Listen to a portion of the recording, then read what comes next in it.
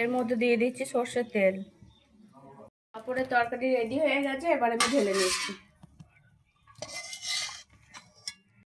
সবাইকে আমার সারাদিনের টুকিটাকি চ্যানেলে আপনাদের সবাইকে স্বাগত। করব পাঁপড়ের তরকারি আর ইলিশ মাছের পাতুরি। এই যে কড়াইয়ে তেল গরম হয়ে গেছে, আমি পাঁপড়গুলো এবার ভেজে নেবো একে একে।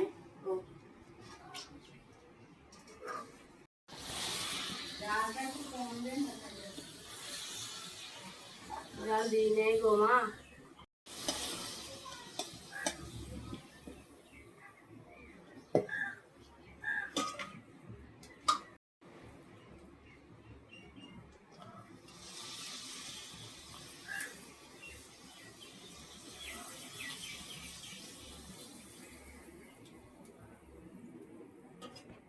পাঁপড়ের তরকারি করার জন্য আলুটা ভেজে নিচ্ছি।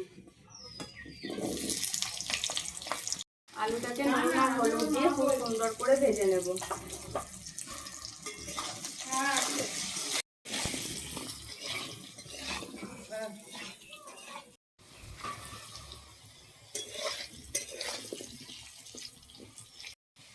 ইলিশ মাছের পাতুরি করার জন্য আমি নুন হলুদ দিয়ে সর্ষের তেল দিয়ে খুব সুন্দর করে ম্যারিনেট করে রেখে দিচ্ছি।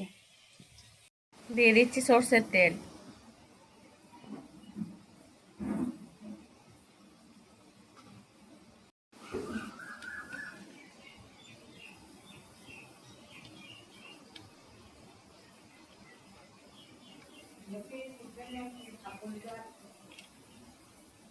আলুটা লাল লাল করে ভাজা হয়ে গেছে, তুলে নিচ্ছি।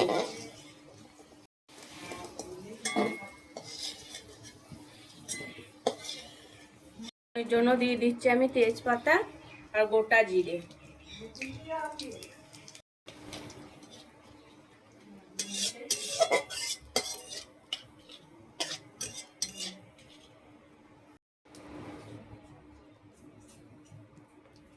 আর দিয়ে দিচ্ছি আদা টমেটো পেস্ট।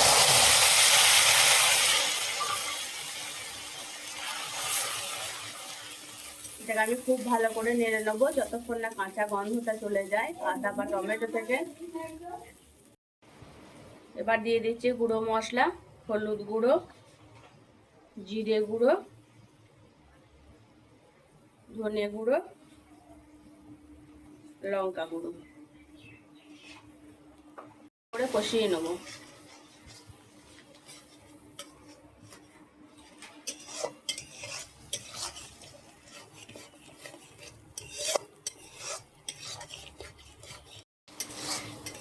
মশলা থেকে কত সুন্দর তেল ছেড়ে গেছে দেখুন। এবার একটু অল্প পরিমাণ জল দেবো, জল দিয়ে আর একটু কষিয়ে নেব। কত সুন্দর তেল ছেড়ে গেছে দেখুন। এবার দিয়ে দিচ্ছি আলু।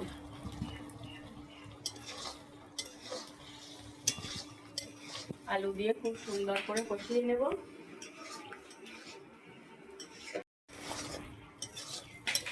দিয়ে দিচ্ছি পরিমাণ মতো লবণ। এবার দিয়ে দিচ্ছি পরিমাণ মতন জল।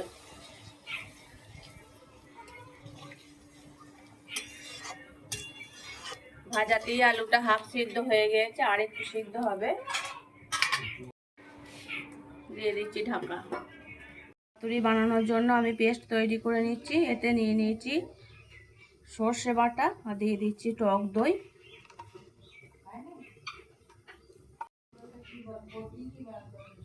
লবণটা আমি অল্পই দিচ্ছি কারণ আমার মাছে লবণ মাখানো আছে। দিয়ে দিচ্ছি পরিমাণ মতন হলুদ। পেস্টটা আমি খুব ভালো করে তৈরি করে নিচ্ছি। দিচ্ছি পরিমাণ মতন সর্ষের তেল। এটাকেও খুব ভালো করে পেস্ট করে নেব। পাতুরি করার জন্য আমি মাছটাকে দেখুন খুব সুন্দর করে এর মধ্যে দিয়ে দিচ্ছি সর্ষের তেল। দিয়ে দিচ্ছি চিড়ে রাখা কাঁচা লঙ্কা। আমি এবার ভালো করে বেঁধে নেব।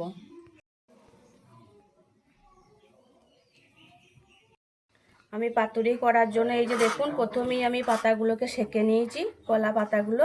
এবার আমি মাছে খুব ভালো করে মশলা মাখিয়ে নিচ্ছি। এবার আমি কলা পাতায় দিয়ে খুব ভালো করে মুড়ে নিচ্ছি। সুন্দর করে বেঁধে নেব এবার।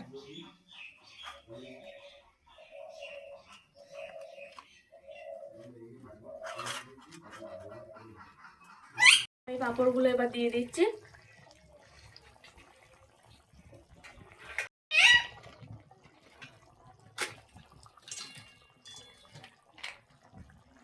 পাঁপড়ের তরকারি রেডি হয়ে গেছে, এবার আমি ঢেলে নিচ্ছি।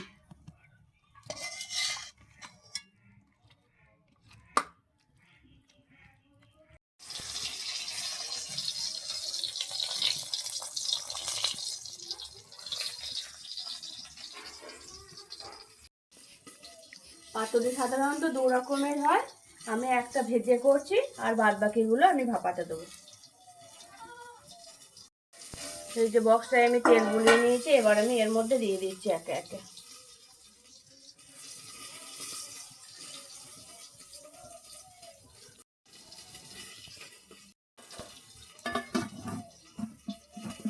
আমার ভিডিও যদি ভালো লাগে আপনাদের, তাহলে কমেন্ট করবেন, লাইক করবেন, ফলো করে পাশে থাকবেন।